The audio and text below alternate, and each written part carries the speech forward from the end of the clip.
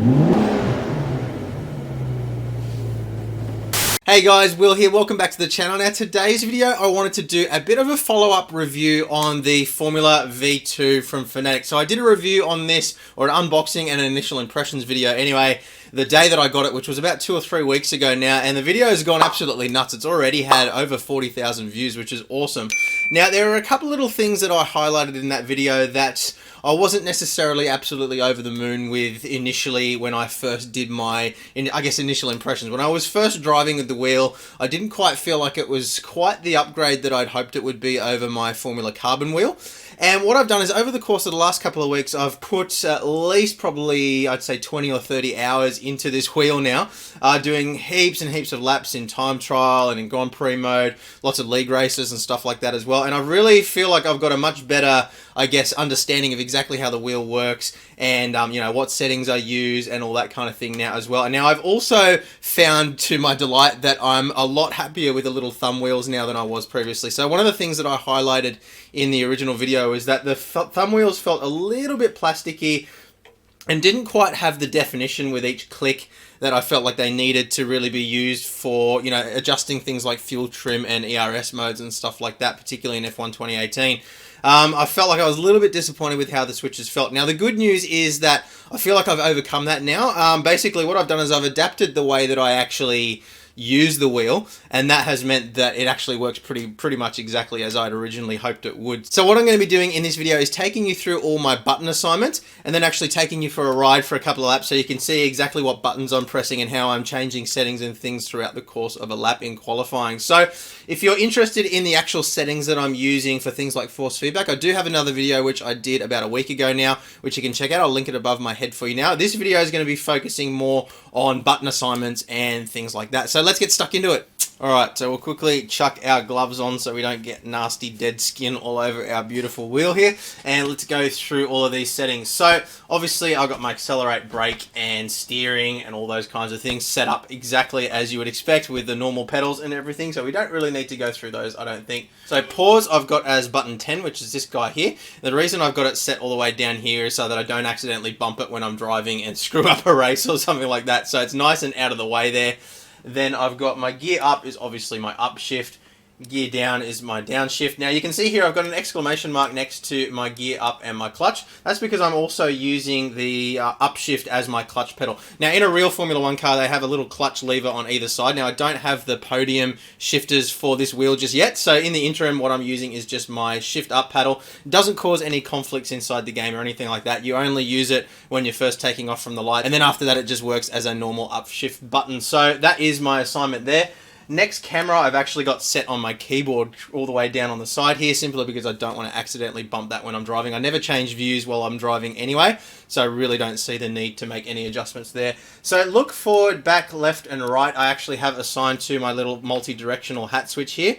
So I just basically look around the car, up, down, left, right. So one of the things that I have actually tried is actually assigning one of these buttons up the top for looking backwards, just because it's a little bit funny sometimes to hit this in the right way and not look sideways instead of backwards. But for the time being, I've left it as a hat switch simply because it's the most logical place to put it, because you can easily just sort of look around the car with the hat switch and you can see exactly what's going on around you, whether you want to look across to the mirrors or back in the rear vision mirror as well. So that's my recommendation for that switch, but if you do just want to have it set as a static button, you can do that as well. So replay and flashback, I very rarely actually use this anyway, because obviously you can't do it inside league races, but I have that set to button 9, which is this guy here, and again it's nice and out of the way so you don't accidentally bump anything while you're driving. Activate and deactivate DRS is this guy here, so nice and easy to reach when you're driving. You just go down the straight, hit the button, nice and simple. Pit limiter I have as button 3, so opposite side, this guy here. Again, so it's nice and easy to reach while you're driving. So voice control I have set to button 22, which is this guy here. And again, because it's nice and out of the way, I'm not going to bump it by accident while I'm driving. Obviously, when you press it, your engine noise gets muted inside the game, and then you can speak a voice command to Jeff or navigate through the menu. And I'll show you how I do that in just a moment as well. So MFD multifunctional display I actually have set to be the rotary encoder push button. So you click on that to bring up the MFD. Now, as you'll see a little bit bit later on, I do actually have a little Stream Deck set on the side here, which I use for controlling all of those sorts of things, and I'll show you that in just a minute. MFD up, down, left, and right is obviously the directional switches on the wheel here. So push to talk for multiplayer is set to button 11, which is this guy here, and I also have that button assigned within Discord itself as well. So when I push that button, whether it's the game communication or Discord communication, it will trigger and I'll be able to talk to the rest of the guys. Gear 1, 2, 3, 4, 5, and 6 obviously are unassigned because we're not using our manual shifter here, we're just using the paddle shifts. Manual clutch I have unassigned as well, simply because I'm using the upshift as I described before. And then our menu controls, pretty self-explanatory, up, down, left, right, and a bunch of buttons that, you know, that's completely up to you for your own personal preference. It really doesn't matter what you have those set to. There's not going to be one setting which is better or faster or anything like that. So we don't really need to go through menu controls. Okay, so I'll quickly skip across calibration and vibration and force feedback for now. I do have another video linked above my head for you, as well as in the description, where I go into that in a lot of detail. Now, the reason I don't want to cover that in this video is because those settings obviously are very dependent on the settings that you actually have set in your FANATEC tuning menu as well. So do check out that other video if you're interested in seeing exactly how I've got all my force feedback settings configured. But we'll jump across to Mfd Shortcuts for now. Now, we're going to skip across the car pit, car damage, engine and temperature panels, because I'm going to show you how I've got them set up in just a moment with my Stream Deck. But you can obviously map those to buttons on the wheel or on your keyboard if you don't have a Stream Deck, but I'll show you that in just a moment. So going down to fuel increase, we've got that set to our right hand wheel, just flick up, and our fuel decrease is flicking down. Now, the thing that I wanted to make really clear here is in the original, I guess, initial impressions video that I did for the V2, I was kind of expecting it to be one click equals one move. What I figured out is that it's actually one flick. So it's not one click, and you don't really have to be that defined with it. What I was worried about was that it's hard to kind of feel exactly where one click is, and you kind of have to be cautious when you do it. You don't know whether you've flicked it once or twice or 3 times. What I've learned now is that you can actually just go flick, and it'll only move at one position. So if I want to go up with my fuel mix, I just go flick, flick, flick, and that will take me up 3. Flicking once will go up 1, obviously flicking 2 would be 2, and so forth with down as well. So if I want to change from rich down to lean, I just go flick, and that takes me to standard. Flick again, and it takes me down to lean. That was what I didn't realize when I did the first video, but that's really what's been, I guess, the saving grace of these thumb buttons, is that at least in F1 2018, one flick equals one move, which means you really do have a good picture of exactly what setting you're in at all times without having to take your eyes off the road, which is exactly the reason why I bought this wheel in the first place. So brake bias I have set to the little toggle switch here, so obviously up and down. Differential increase is the left-hand side one, so up and down once again. And then ERS mode is exactly the same with the left-hand wheel. So up, one flick equals one move, and then down, obviously one flick equals one move as well. And that's how I've got all of that configured.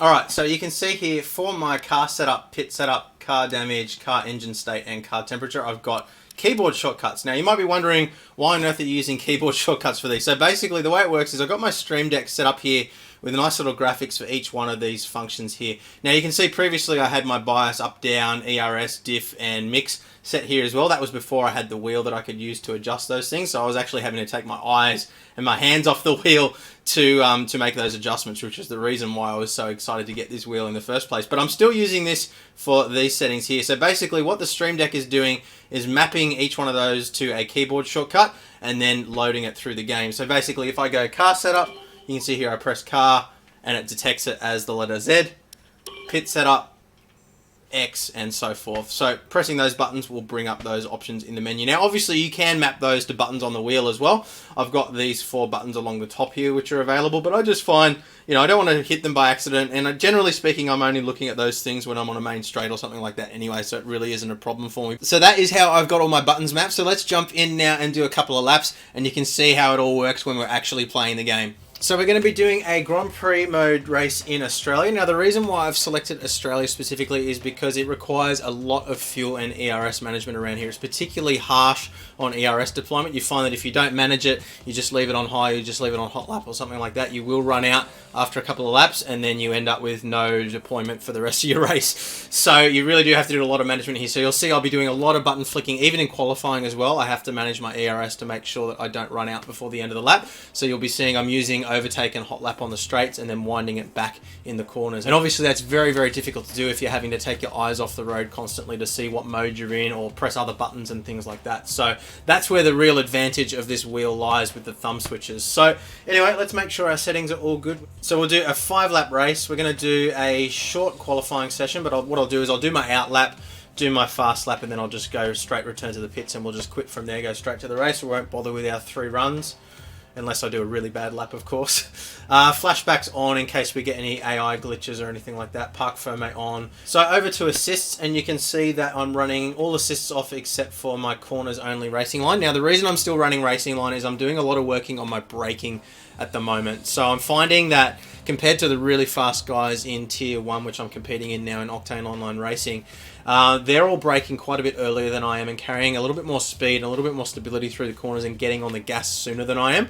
So when you watch my replays, I'm driving more aggressively and more, I guess, chaotically, but I'm actually slower than they are in the process of doing that. So I'm hoping that I can really work on my braking. And now the racing line is probably what's actually made me brake too late to begin with, but what I'm using it as is a reference point for where I'm braking now. And then once I'm comfortable with my braking, sort of ignoring the racing line and just kind of using it as a bit of a reference point, I'll switch it off entirely. You'll already see that I'm not paying much attention to it in terms of the line around the track.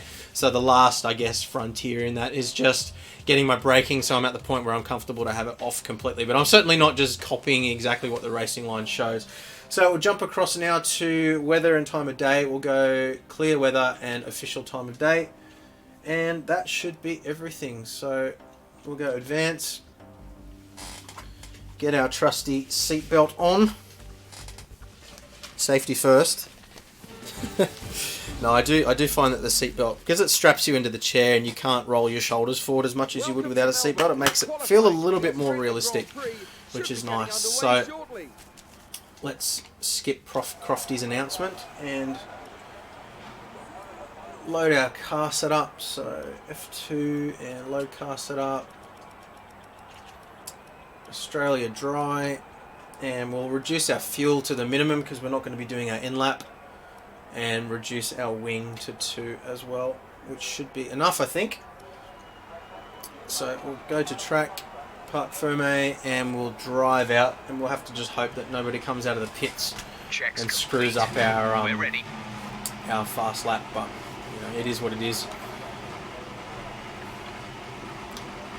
So what I'm going to do here is I'm going to wind my fuel right back and my ERS right back so we don't waste any during the lap, and then once we're about halfway through the lap, I'll wind my fuel back up. I want to start the lap with around about 1.6 laps worth of fuel.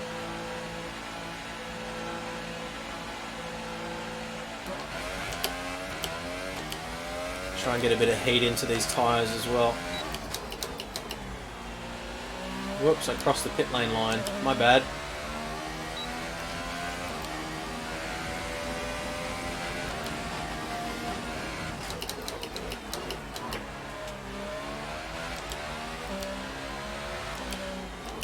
I'm going to drop right back from the Red Bull as well because I don't want it to screw up my lap. With the AI, even at 105 AI, which is what I'm running now, it's funny, there's certain sections of the track where they're really, really slow, like the turn, I think it's turn 10 and 11, or 11 and 12, the big S-bend that we're just coming up to now, but the rest of the track, they're like ridiculously fast. So we'll crank up our fuel now. So you don't want to get into a cascade where you get stuck behind them and then they power off into the distance again. So bring up our fuel console here so we can see how we're doing for fuel. Yeah, we should be right to just leave it on max now. And we'll wind up our ERS deployment to overtake when we get around this bend. And that'll leave plenty in the battery in reserve for the entire lap. Okay. Let's do this.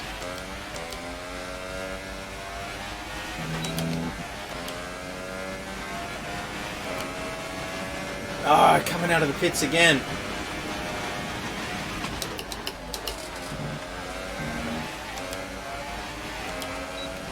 Didn't really compromise us, I don't think.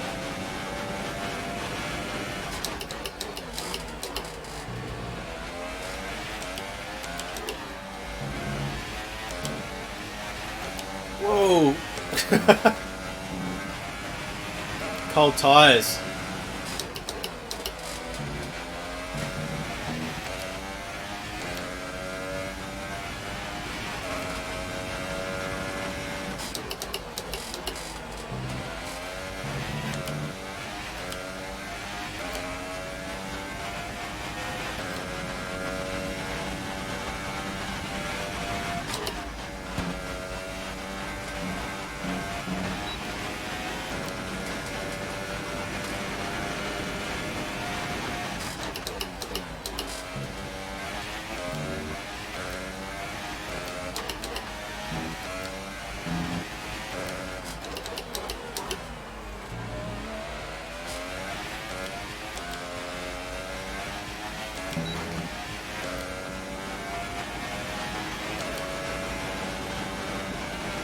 Okay, not bad, not bad.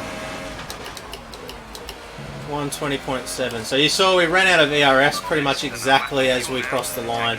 120.2 is usually a pretty good lap for me, so not too bad. 120.7 considering we got a little bit distracted by coming up behind whoever it was that came out of the pits there. You've done well to Okay, put so but we've still got we work do always Try need to cover the remember to inside check line our off the setup. start.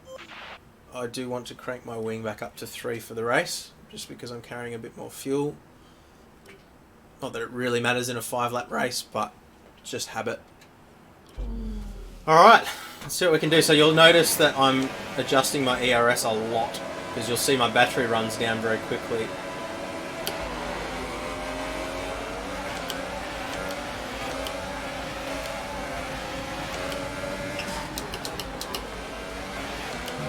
Alright, put it up into rich and see if we can get a bit of a gap. Collision? What? I didn't feel a collision. Apparently I collided with Vettel. Okay.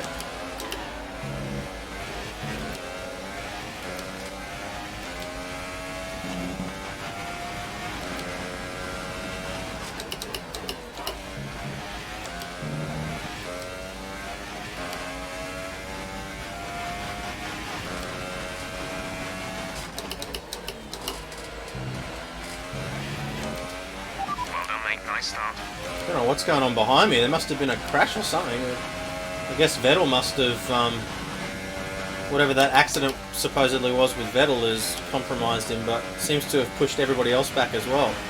Oh well, suits me.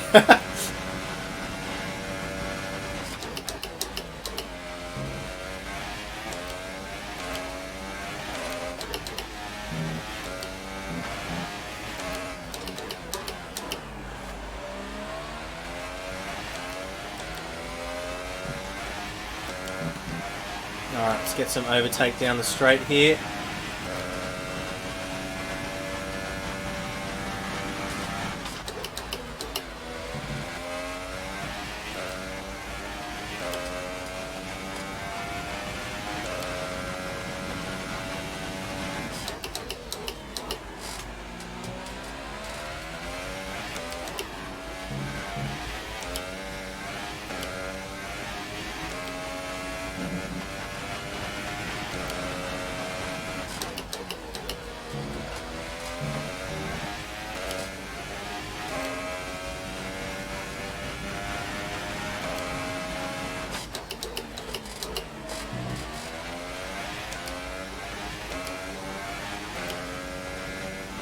Back up to rich and hot lap for the straights.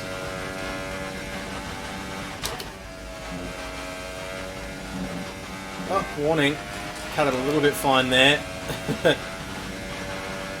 Back down.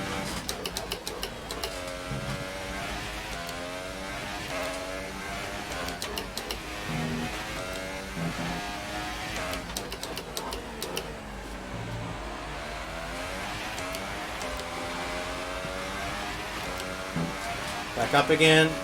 Might actually stay in high this time. You can see our battery's already running down. DRS is now enabled.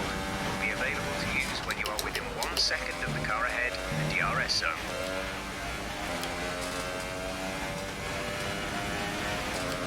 Switch it off.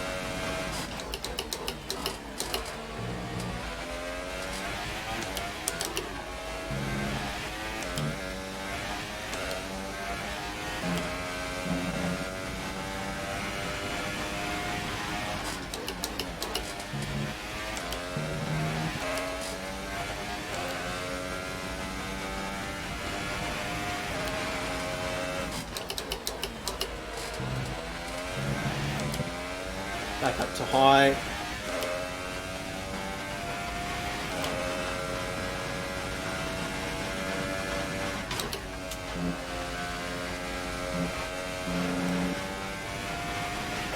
Not such a good line that time. Back down to low again.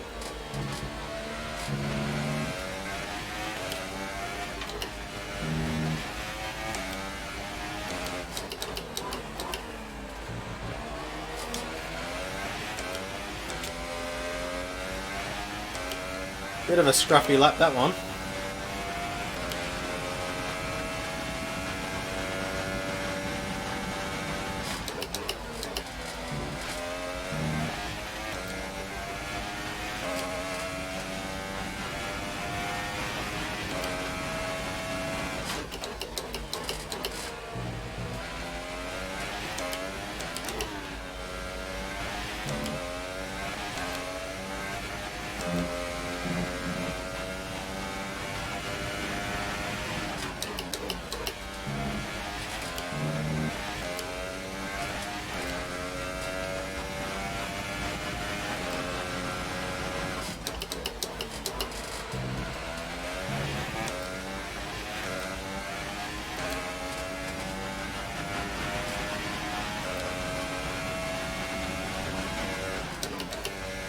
I was looking down at the screen, not paying attention to the wall then. I don't think I got any damage. Just glanced at it. That was a bit silly. Batteries low on energy. Reduce ERS deployment.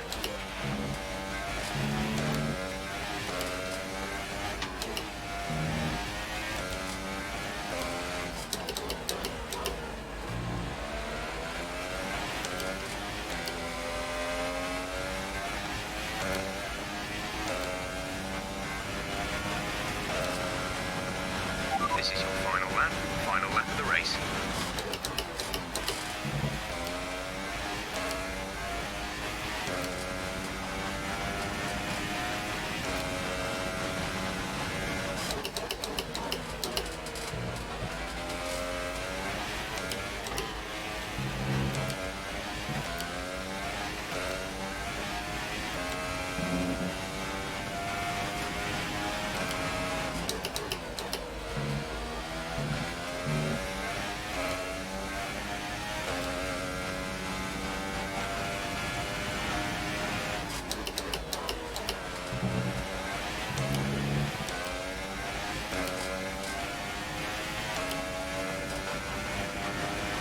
Let him catch up.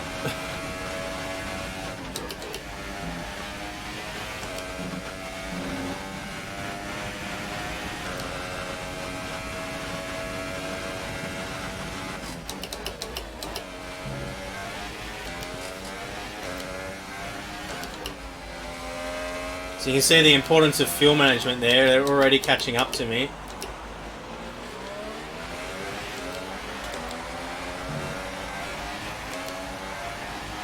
Right up my ass now, so I'm going to run out of fuel now as well. Yeah, right as we go across the line. So we were lucky to win that one because our fuel management wasn't fantastic. I'm not used to managing fuel for a 5-lap race, but you can see I was in rich much too long at the start there and didn't end up with enough fuel at the end. So yeah, you can see there just how chaotic things look when you're flicking switches and pressing buttons, and if you're having to take your eyes off constantly to press things, obviously it's very, very, very difficult. But hopefully that gives you a good idea of how it all works. Okay guys, so as you can see throughout the course of a lap, I'm actually making quite a lot of adjustments. You really don't realize that you're doing it as much as you are when you're actually driving, but when you watch it back, it's pretty crazy how many little button flicks and presses and things like that are going on throughout the course of the lap between, you know, activating your DRS, adjusting your fuel trim, adjusting your brake bias, your differential, and your fuel modes, of course. So there's all sorts of things you can do there, and I really do encourage you guys to have a play with manual ERS mode because it really does make a difference to your lap times. Okay guys, so that is my revised opinion on the Formula V2 wheel. The only criticism that I had of it originally when I did my unboxing and initial review was just the, I guess, the tactile feedback that you get from these thumb wheels. And as you can see, now that I've had a couple of weeks and a good sort of 20 or so hours of usage in it, I'm very, very happy with it, and that is no longer a problem for me. So I just wanted to clarify that because, you know, it's always a little bit awkward giving opinions of brand new products when they first came out, when you haven't really had a good chance to get to know it properly. Now, I do also just want to quickly mention that I'm not sponsored by FANATEC. I pay full retail for all of the FANATEC gear that you see in my videos, so it is a completely unbiased opinion. That said, I do have affiliate links in the description below, which you can use to purchase any of the gear that you see in my videos, and a small portion of the sale price comes back to me via the affiliate link just to help out with the channel. So I think it's, you know, it's sort of around the sort of 5% mark, and that really helps me out a lot to purchase more gear to, you know, show you guys and review. Also the camera gear and stuff that I need to keep this going, and I'm also looking at doing a bit of a renovation of my garage space to set up a proper sim room and studio to do some more filming and stuff this year. So I really want to try and continue to ramp up the quality as we go along. So thank you guys so much for all of the support. Please do hit the like button if you've enjoyed this video, and hit the subscribe button and the notification bell as well so you don't miss the next one. But for now, that's it. Thank you very much for watching, and I'll see you in the next video. Bye.